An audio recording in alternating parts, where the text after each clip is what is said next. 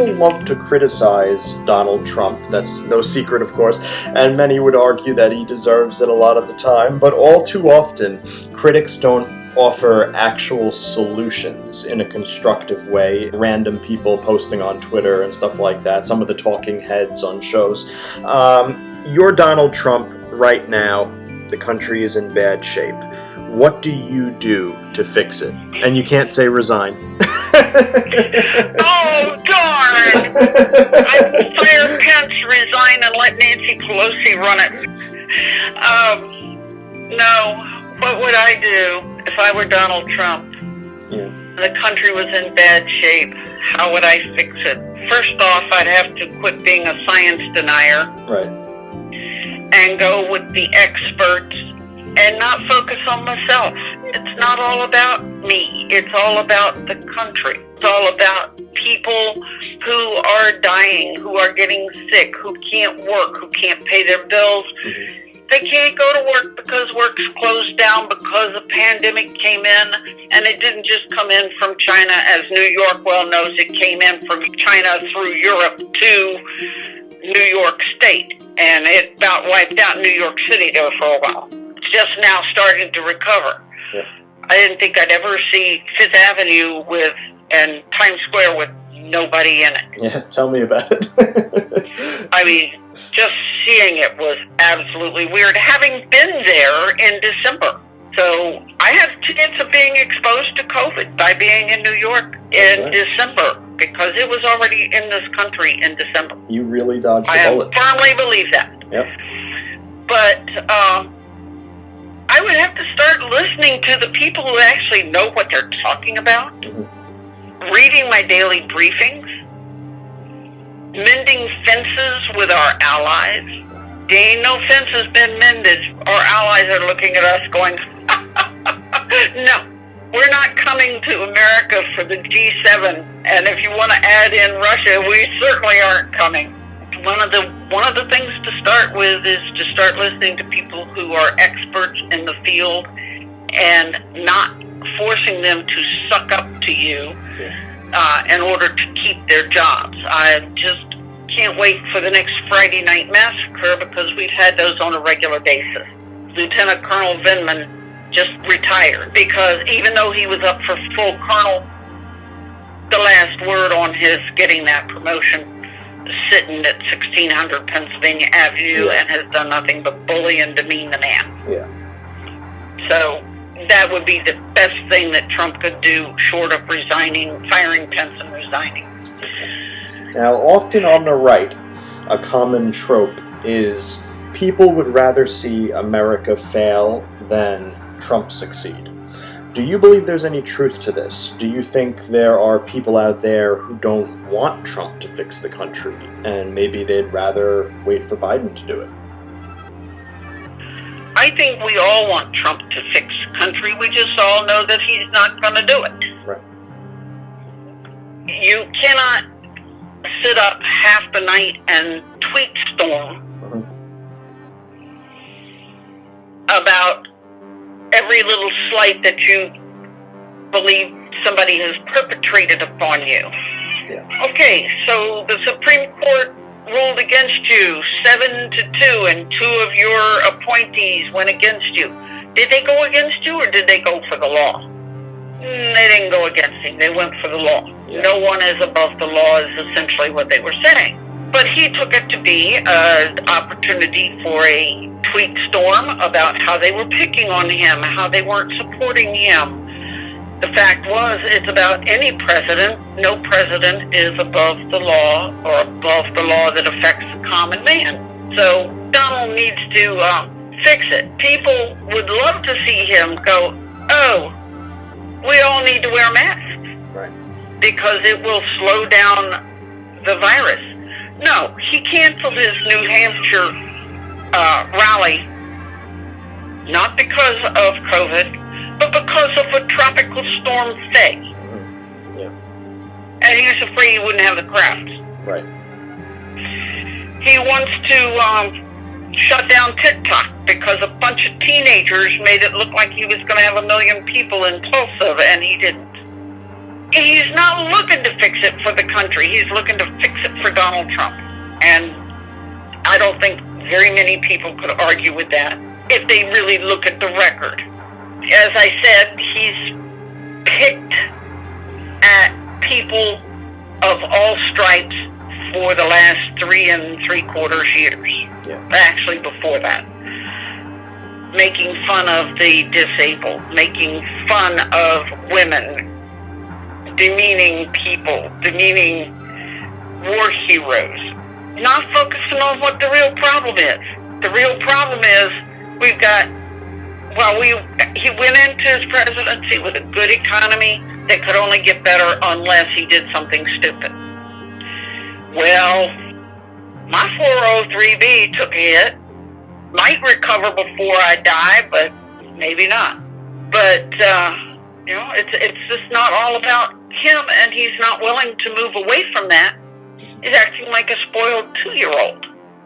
I would like to see him actually step up to the plate, and whether it's a swing and a miss or a swing out of the park, do something that is for this country, that's for the good and not for the bad, like destroying Clean Water Act, destroying the Clean Air Act, selling off public lands to private entities for oil and mining.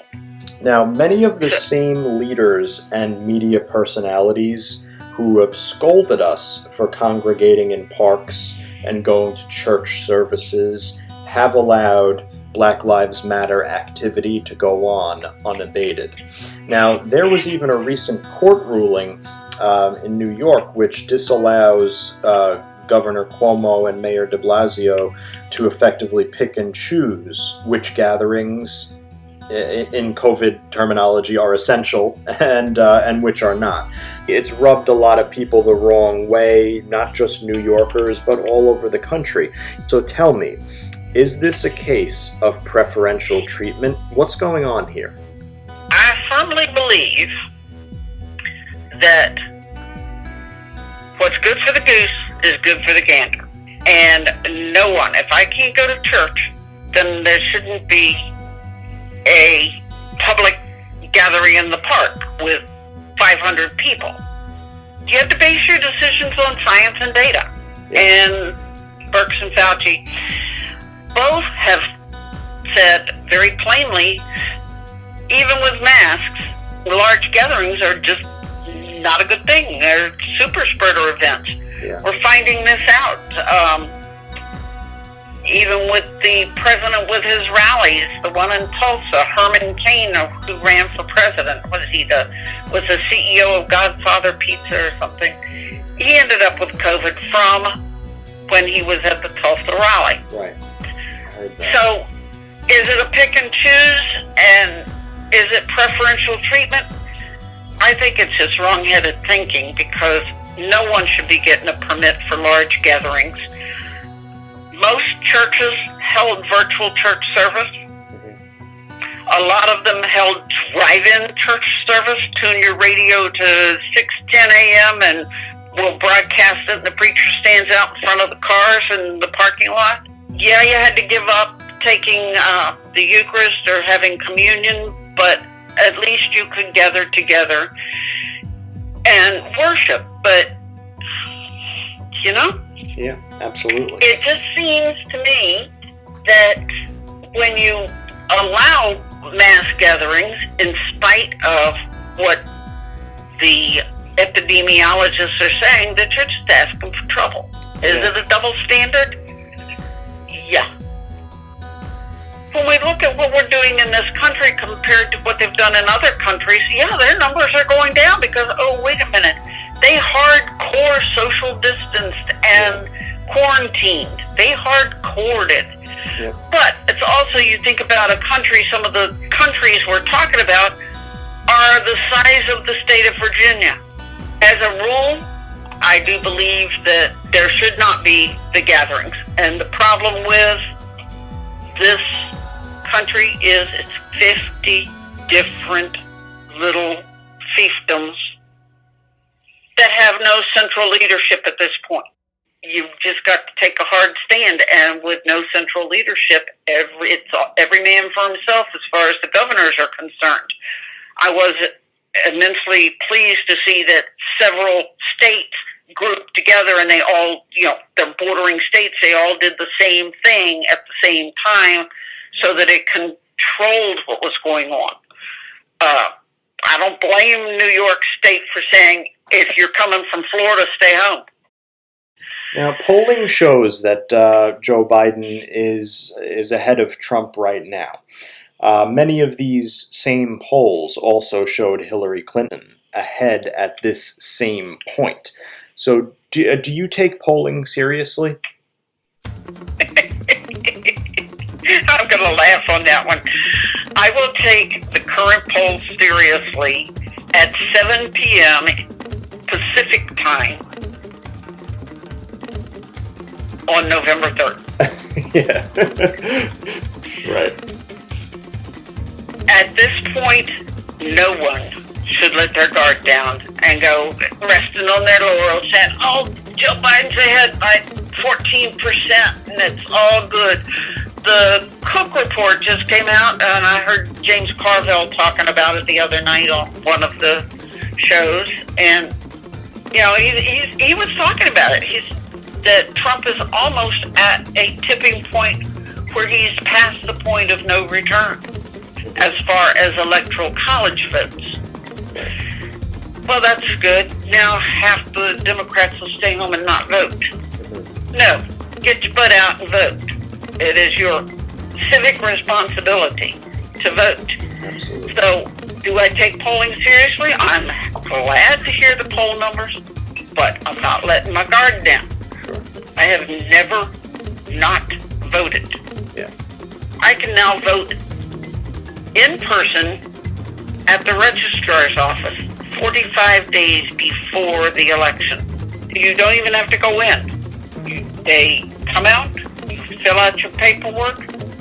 The machine is right there. You slide it into the machine. It gets counted right then and there. Yeah. I can remember at one time when Bill Clinton was elected, we voted in the local rescue squad, and the line went out the door from where you check in all the way down a very busy 4-lane highway. People were on the shoulder of the road, lined up in the dark for almost a mile. And they were going to shut off voting at 7 o'clock, and the registrar said, you can't do that. And I was outside the door. I wasn't there yet. Okay. She said, you have to go to the end of the line and patrol the line and not let anyone else get in. But all of these people in line can vote. Fast forward to this fall, I don't want to stand in a line with a bunch of people I don't know. Right. Mask or no mask. So, polling seriously? Yeah, I take it seriously with a grain of salt. There you go. And the knowledge that if you sit back and rest on those numbers, then those numbers are going to creep down and you're going to end up with something you don't want. I've been seeing a lot of the Lincoln Project, which has some very powerful spot ads in key battleground states. I've been looking at Vote Vets, and they've been putting out some very strong media spots for the respective Democratic candidates, including Biden.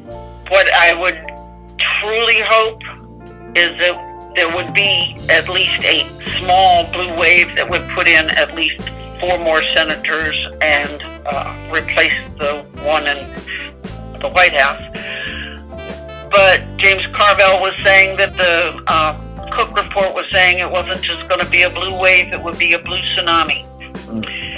And I don't want to rest on those laurels. And I won't let any of my friends rest on it either. Every chance I get, it's like you need to look at the issues and look at what's going on and then vote. That's right. And get your little friends to vote. And I have quite a few of my students, former students, are on Facebook. And my point to them is you need to vote. Yeah. And you need to get your friends to vote. Absolutely. Absolutely. So the the final question that I want to ask you to kind of tie it all together, what does an ideal America look like to you? Do you remember the Coke commercials where the hillside singers sang a song about teaching the world to live in perfect harmony? I do, yeah.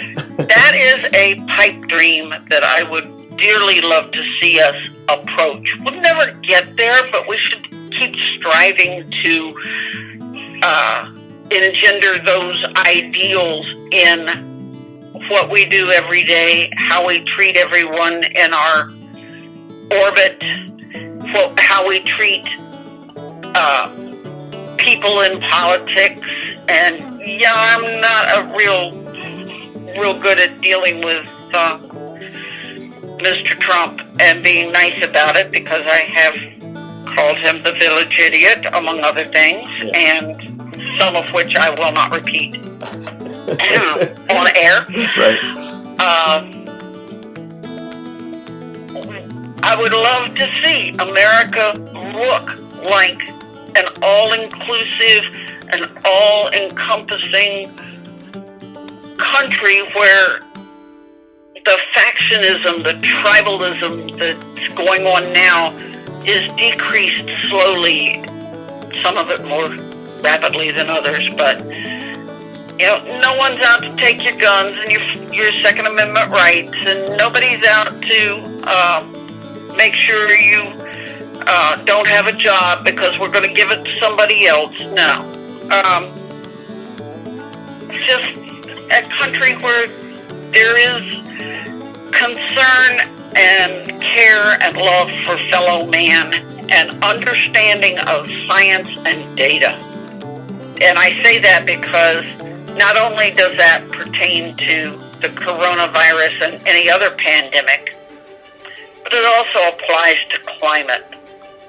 You cannot be a science denier and live in this country, Right. and expect that you're going to have a bread basket in the center of the country when temperatures hit 100 degrees in May or April. Right.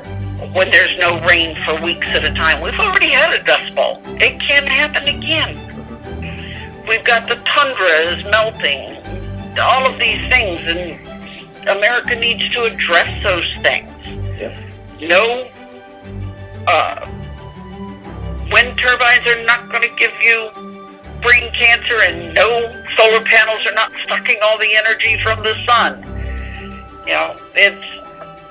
You have to know science, and you have to know history of who we are and how we got here and how we've changed over the last 400 years, and that we need to keep evolving as humans to look at the other people on our earth with some kind of compassion, empathy, and understanding, and not look down on them as lesser humans.